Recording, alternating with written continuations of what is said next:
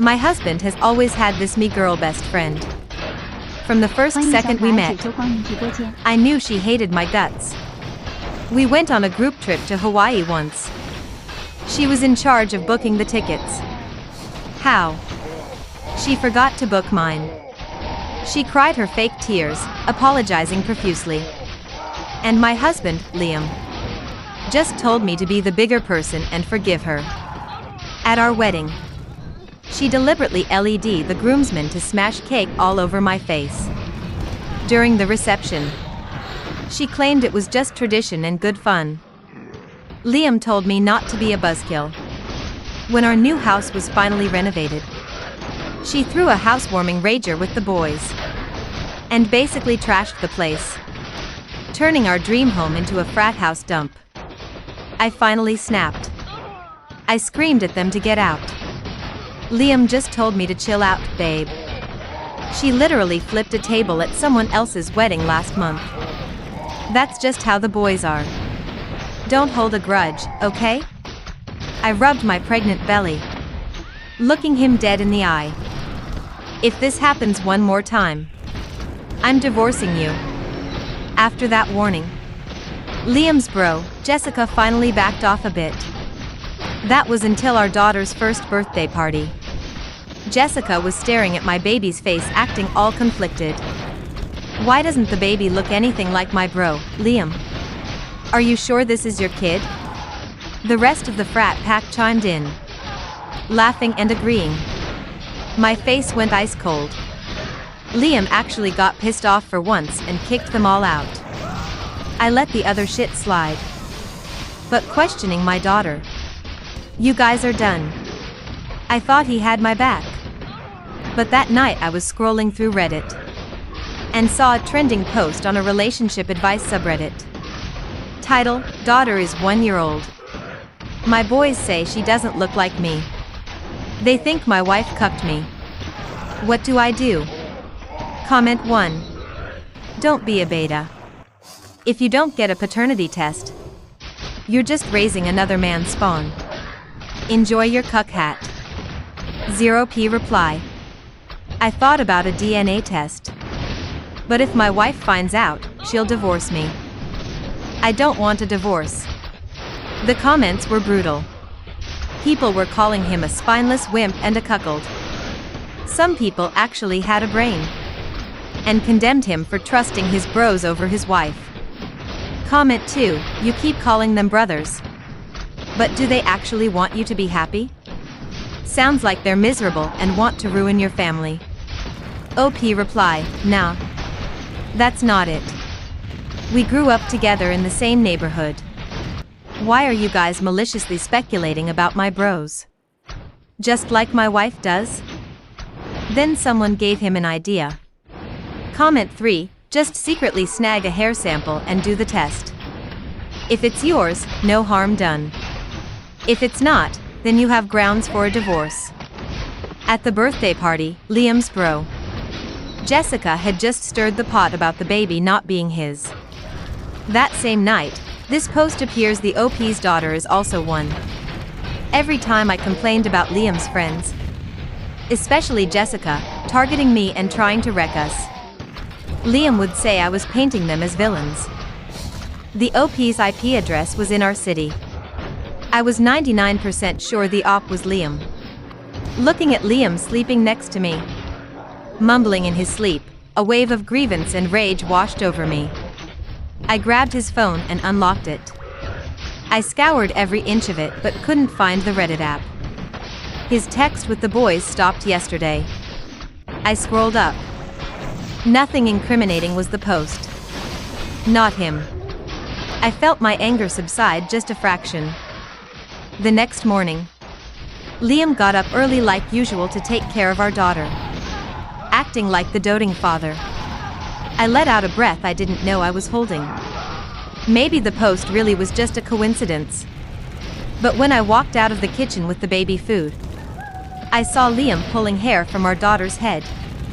What the hell are you doing? I rushed over, shoved him away violently and grabbed my daughter. Liam looked shocked. Babe, what's wrong? My eyes were red with fury. Why were you pulling her hair? You mean this? Held out his hand. It was a small bug. I don't know where it came from. It just landed on her head. I was just catching a bug. He looked so innocent. So wronged, honey. Why would you think I was pulling her hair? And why are you so freaked out? Thinking I had misunderstood him? Guilt washed over me. I'm sorry. I was just scared you hurt her. Liam didn't push it. At noon, after putting the baby down for a nap, I checked Reddit. The post had an update date. Almost got caught by the wife pulling my daughter's hair today. Luckily, I played it cool and made up an excuse about a bug. She bought it. You guys got any other ideas? I felt like a bomb had gone off in my brain. My vision blurred and I almost collapsed. Now I was certain the person posting this was Liam. There are no coincidences like this. In that moment, I didn't care about anything. I wanted to storm up to him, shove the phone in his face, drag him and our daughter to a clinic for a test, and then divorce his ass. But a second later, I saw the op reply to a comment. Comment, bro. I see you're in state J too. Where at? I got a buddy working at a private lab. He can rush the results. DM me. I'll hook you up. Don't raise another man's kid. Op reply, I'm in S City. DMing you now. My family is in H City. This op was in the same state but a different city. I almost wrongly accused Liam again. Thank God I saw that reply. If I had confronted him, our marriage would have crumbled over the mistrust. When we were dating, Liam always said trust was the most important thing. Back in college, he planned a trip to an island resort with Jessica and the boys. Behind my back. He only told me right before they were leaving. I already hated how he and Jessica had zero boundaries. He told her things he wouldn't tell me. Like I was the outsider. I was fuming. When we got to the airport, I found out Jessica hadn't bought my ticket. She cried her crocodile tears. I'm so sorry, Chloe. I'm just so used to buying 6 tickets for the group. I totally forgot there was an extra person. I knew she did it on purpose. My face was stone cold. Liam's friends started calling me petty and stingy. Liam tried to smooth it over. She just scatterbrained, babe. Don't be mad. I won't go. I'll stay here with you. His friends got pissed, calling him whipped and saying he was choosing hoes over bros. Liam was torn. I laughed internally but kept a straight face. Go. I'm not mad. Liam kept asking if I was sure until he boarded. The second the plane took off, I blocked him and every single one of his friends. I sent one last text, you and Jessica have fun. Liam took a red-eye flight back that same night, begging for forgiveness. Like a maniac, I ignored him until he threatened to jump off a bridge. I went to the hospital to see him. He explained he didn't tell me about the trip because he wanted it to be a surprise. Jessica said girls love surprises. He swore he would keep his distance from Jessica. That was the only reason we got back together. When we reconciled, he hugged me and sobbed. No matter what happens, you have to trust me. If you don't trust me, it hurts more than dying. After that, he really did keep his distance from her. Otherwise, I never would have married him. I felt a wave of relief. I almost destroyed the trust between us. Out of guilt, I decided to leave the baby with the nanny and take Liam out on a date. I texted him about the date and went to the walk-in closet to pick out outfits for us. I reached into his sock drawer and found a phone I had never seen before. The passcode hadn't changed. I unlocked it and instinctively looked for the Reddit app. There it was. I clicked on the account. I saw the familiar post, familiar ID. My brain started buzzing. Before I could even process it, tears started streaming down my face. I fought back the tears and opened his DMS. I saw the chat with the guy who offered the rushed DNA test. Liam, bro. I'm actually in H City. How fast can I get the results? I closed the app with a dead expression and tore through the rest of the phone. Turns out he had so many alt accounts I didn't know about on WeChat. His alt account was in a group chat with his boys called Jessica Simps. Jessica was in there explaining herself, bro. I really didn't mean to say that in front of everyone. Please explain it to Chloe for me. Chloe has never liked me. Now she's going to misunderstand even more. The other guys were telling Liam not to blame Jessica. Liam didn't say anything for a while. Finally, Jessica wrote, "But seriously, bro. We've been tight for years. I genuinely want what's best for you. The baby really doesn't look like you. I'm just scared you're being played for a fool. Imagine raising a kid that isn't yours. And a wife that belongs to the streets." Liam replied with one word. "Shut up." Then he stopped responding. After that, he went to Reddit and made the post. I scrolled up. There were photos of them at bars. Liam was surrounded by women all those times. Liam said he was busy at the office. He was busy at the club with Jessica picking up girls. I actually laughed out loud. It was pathetic. I opened his TikTok. Jessica had been sending him thirst traps and softcore videos. Check out this body. Way hotter than Chloe. Right, bro? I'm sharing the good stuff from my stash with you. You still mad? Liam replied. Fun off. But then Jessica immediately DM'd him and they started chatting. I scrolled up. She sent him provocative videos almost every day. Every single one was marked as read. These messages felt like slaps across my face. One after another. I slumped onto the floor. My face is pale as a corpse. My chest hurts so bad I could barely breathe. Liam had been putting on a show with Jessica. Right in front of me this whole time. Their weird intimate relationship never stopped. The love Liam preached about. The trust, the no secrets. It was all bullshit. For years, he and Jessica and the boys watched me. Like I was some clueless idiot being played. Nausea rose up with the pain. I dragged myself up from the floor. As I heard the nanny talking outside. The missus is in the room. Click. The door opened. Liam walked in beaming. Babe. I'm skipping work today. Where do you want to go for our date? He froze when he saw my face. What's wrong? He walked over to wipe my tears. I dodged him. Looking at him with pure disgust. I held up the burner phone. Opened the Reddit post and shoved it in his face.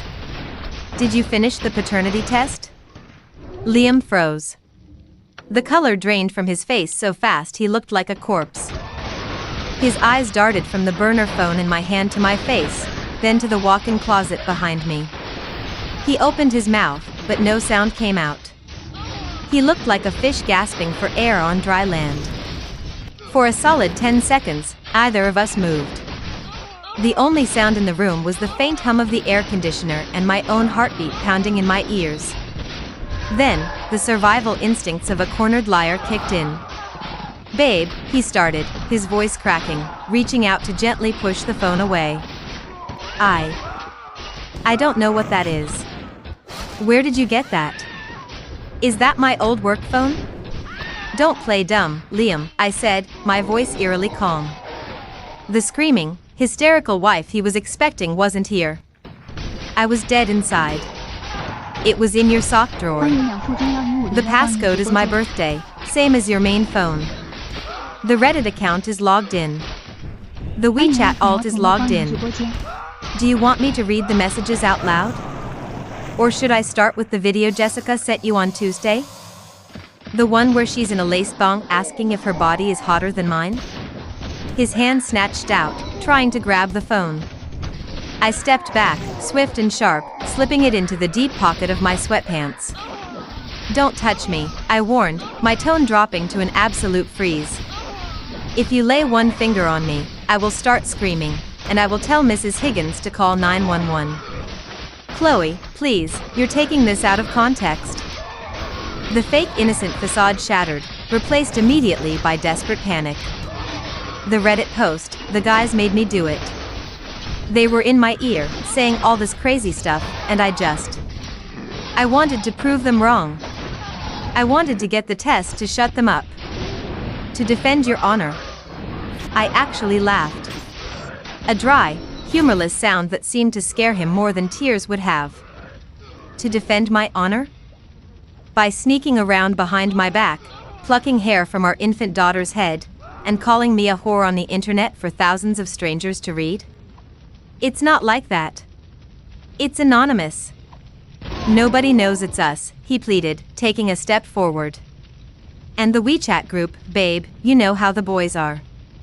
It's just locker room talk. Jessica just likes attention, she has low self-esteem. I ignore half the shit she sends. I swear to God, Chloe, I have never touched her. I love you. I love our family. You literally replied to her good stuff videos, I spat, quoting the messages that were currently seared into my brain. You went to clubs with her when you told me you were working late. You watched her and your little frat pack humiliate me for years, and you sat there in a group chat named Jessica Simps while she called me a streetwalker. Liam fell to his knees.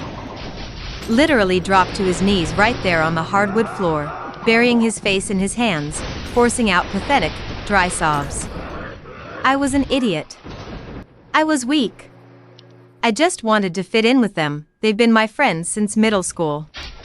If I stand up to them, they freeze me out. You don't understand the pressure. Get out, I said.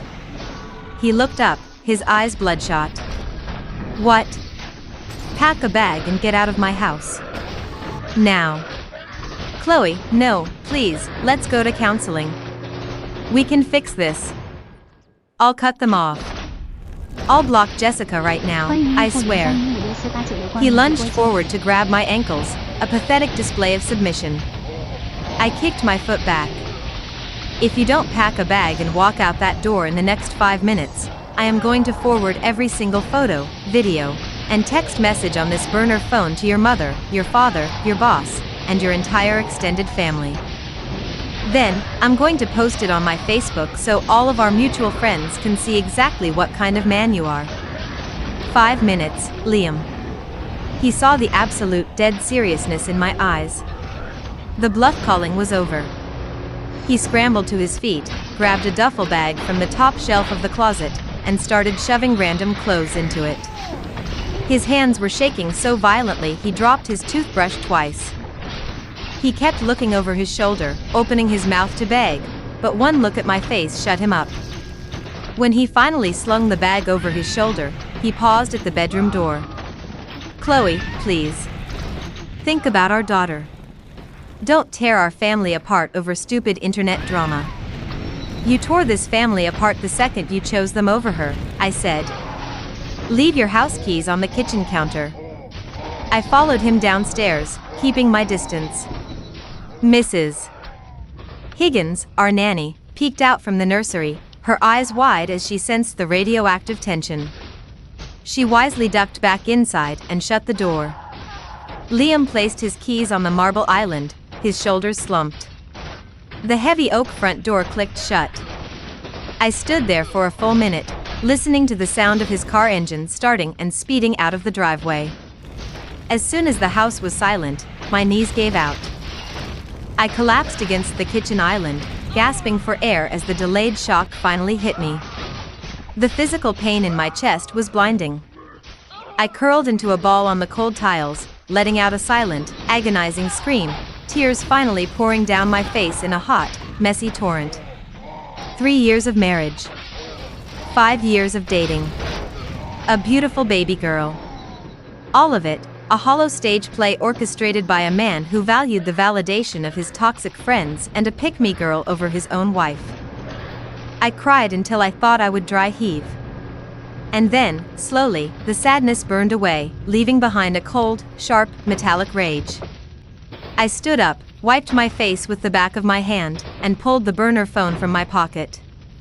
I had work to do. I went straight to my home office and booted up my laptop. I connected the burner phone and spent the next 3 hours backing up everything. I took screenshots of the Reddit post, the comments, his replies. I exported the entire WeChat chat history from the Jessica Simps group. I downloaded every single photo and video Jessica had ever sent him.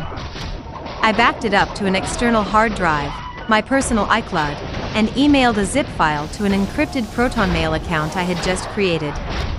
I wasn't going to let him remotely wipe the phone or claim I fabricated the evidence. Once the data was secure, I started digging deeper. If he had a secret phone, what else was he hiding? I logged into our joint bank accounts and his credit card portals. Liam wasn't a criminal mastermind. His passwords were all variations of his childhood dog's name and his graduation year. It took me an hour of cross-referencing his credit card statements with the dates of the boys' nights and late work nights from the group chat to find the financial trail. There were thousands of dollars unaccounted for. Dinners at high-end steakhouses, bar tabs upwards of $500, and most damning of all, a recurring Venmo charge every month to an account named jdog_99. Jessica. He was sending her $800 a month. For what? Rent, help, groceries, just because. He was financially supporting another woman using the money we had pooled together for our daughter's college fund. My vision went white. He hadn't just emotionally cheated and humiliated me, he had stolen from our child's future to fund his weird, twisted pseudo-relationship with Jessica. At 4 p.m., I picked up my phone and called my older sister, Maya. Maya was a corporate litigator who ate weak men for breakfast. She had never liked Liam. She always said he had the spine of a jellyfish. "Hey, Chloe, what's up?" she answered, typing furiously in the background. "Liam has a burner phone," I said, my voice eerily steady.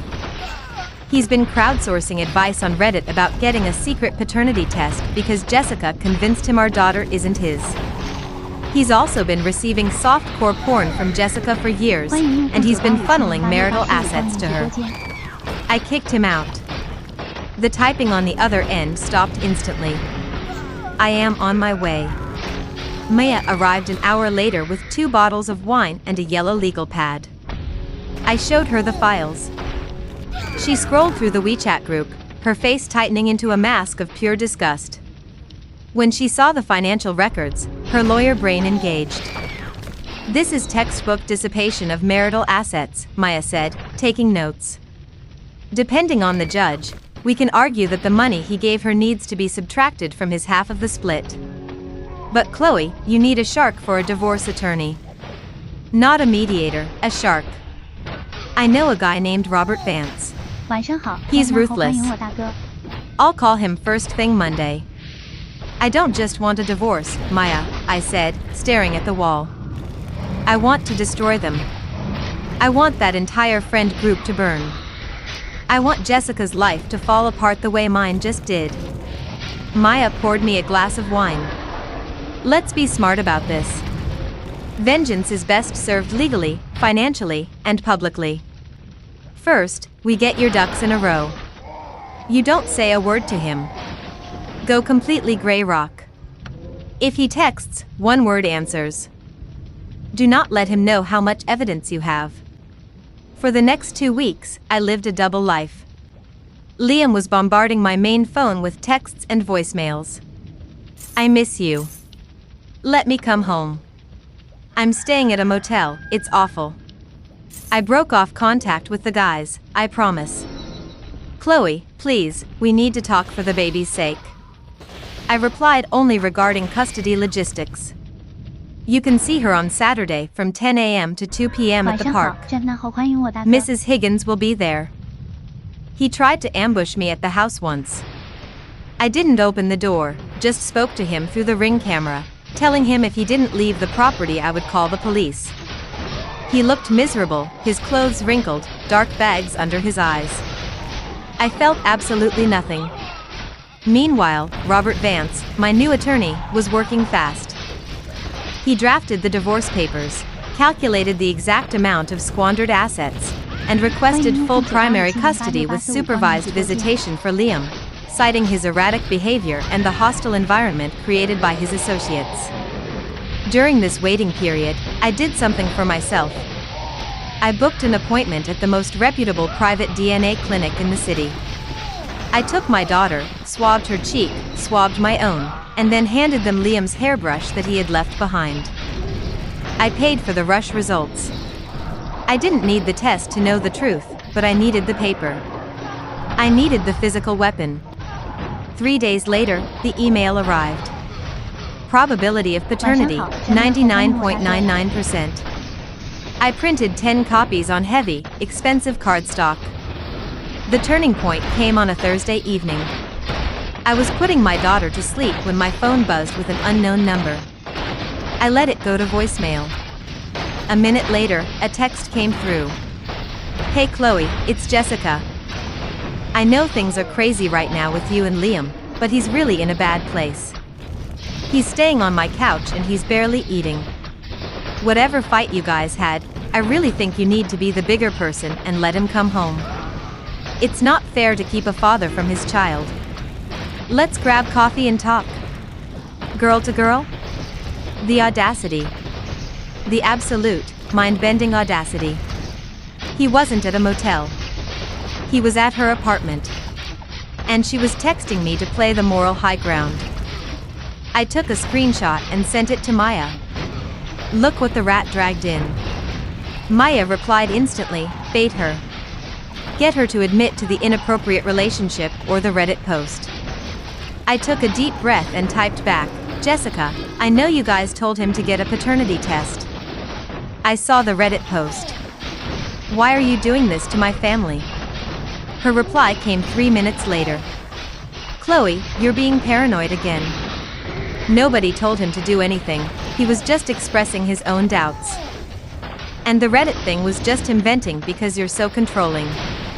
You can't blame his friends for his own feelings. We just want him to be happy.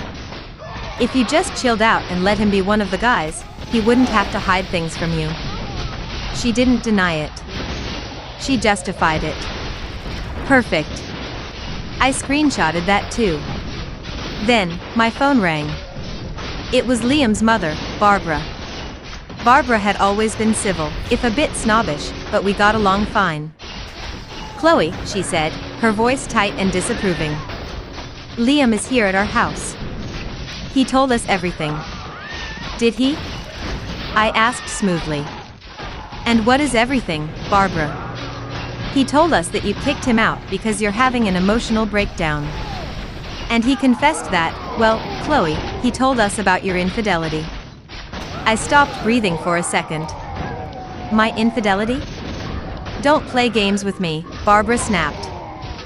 He told us you've been seeing a coworker, and when he found out and questioned if the baby was his, you threw him out to hide your guilt. He's devastated, Chloe. His father and I are disgusted. We have already contacted a lawyer to secure custody of our grandchild. The sheer scope of his cowardice was breathtaking. Instead of taking accountability, he had spun a massive, disgusting lie to his parents to make himself the victim. He painted me as a cheating whore so he wouldn't have to admit he was a spineless creep. Barbara, I said, my voice dangerously soft. Liam is lying to you. I won't listen to your lies. I have proof, I cut her off. I have hard, undeniable proof. Text messages, bank statements, and a certified DNA test. If you want to know the truth about your son, I will be at your house tomorrow at 7 p.m. Tell Liam to be there. And Barbara? Tell him to invite his friends. Tell him to invite Jessica. If they're so concerned about his well-being, they should be there to support him. If he's telling the truth, he has nothing to fear, right? There was a long silence on the other end. Fine, she finally said. Tomorrow at 7 o'clock. We'll see who's lying. I hung up. The chessboard was set. The next 24 hours were a blur of meticulous preparation. I went to a print shop and bought 5 sleek, black presentation binders. I organized them like legal dossiers. Tab A, the Reddit post and IP tracing. Tab B, the Jessica Simp's WeChat transcripts and photos. Tab C, the bank statements highlighting the Venmo transfers to Jessica. Tab D, Jessica's text messages to me. Tab E, the official DNA paternity test results. Maya insisted on coming with me. You are walking into a lion's den. You need backup, she said, wearing a sharp gray power suit that made her look like she was about to execute a corporate hostile takeover. We pulled into the affluent suburban driveway of Liam's parents' house right at 6:55 p.m. There were 4 cars parked out front. Liam's Audi. His parents' Mercedes. And 2 cars I recognized from the frat pack, Dave's Jeep and Jessica's red Civic. Showtime, Maya muttered. I grabbed the heavy tote bag containing the binders, squared my shoulders, and walked up to the front door. Liam's father, Richard, opened the door. His face was stern, arms crossed. Chloe. Maya. Come into the living room. We walked in. It was a full house. Liam was sitting on the sofa, looking pathetic and hollowed out, staring at the floor. His mother sat next to him, rubbing his back protectively. Across from them sat Jessica, her legs crossed, wearing a low-cut top and a faux sympathetic expression. Flanking her were 2 of Liam's best friends, Dave and Marcus. They looked at me with open hostility and smugness. They really thought this was an intervention for me. Chloe, Liam whispered, looking up. When he saw the tote bag, a flicker of genuine terror crossed his eyes. He realized he hadn't told his parents about the burner phone. He had gambled that I wouldn't show up, or that I'd just scream and look crazy. Well, Barbara started, her voice dripping with condescension. We are all here. Liam has been very brave to share the truth with us. He has the full support of his family and his friends. Chloe, we expect you to be cooperative during the divorce process, otherwise things will get very ugly for you. Ugly? I repeated, setting the heavy tote bag on the glass coffee table with a loud thud. Barbara, you have no idea what ugly is. Hold on, Jessica chimed in, leaning forward with her signature fake sweet tone. Chloe, we don't need to fight. We all just want what's best for Liam. You hurt him really badly, and we're just here to make sure he doesn't get taken advantage of anymore. Jessica, I said, smiling a smile that didn't reach my eyes. Shut your mouth before I shut it for you. Dave stood up, puffing his chest. Hey, don't talk to her like that. You're the one who's been sneaking around. Sit down, Dave, Maya barked, pointing a manicured finger at him. The authority in her voice was so absolute he actually sat back down. I unzipped the tote bag and pulled out the 5 black binders. I slid one across the glass table to Richard, one to Barbara, and one to the center of the coffee table for the frat pack to share. I kept one for myself and handed the last to Maya. What is this? Richard asked, frowning at the binder. This, I said, is the truth. Open them to tab A. Richard and Barbara opened the binders. Liam lunged forward, his face pale with panic. Mom, Dad, don't look at that. She's crazy, she fabricated all of this. Sit down, Liam. Richard snapped, his eyes scanning the first page. Tab A is a printed thread from Reddit, I explained calmly, pacing slowly behind the sofa. A post made by your son, using an account tied to a burner phone I found hidden in his sock drawer. In this post, He claims that I am a cheating whore and that his friends convinced him his 1-year-old daughter isn't his.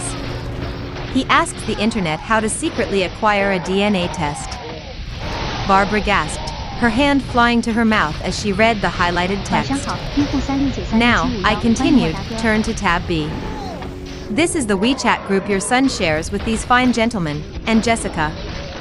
They affectionately call it Jessica.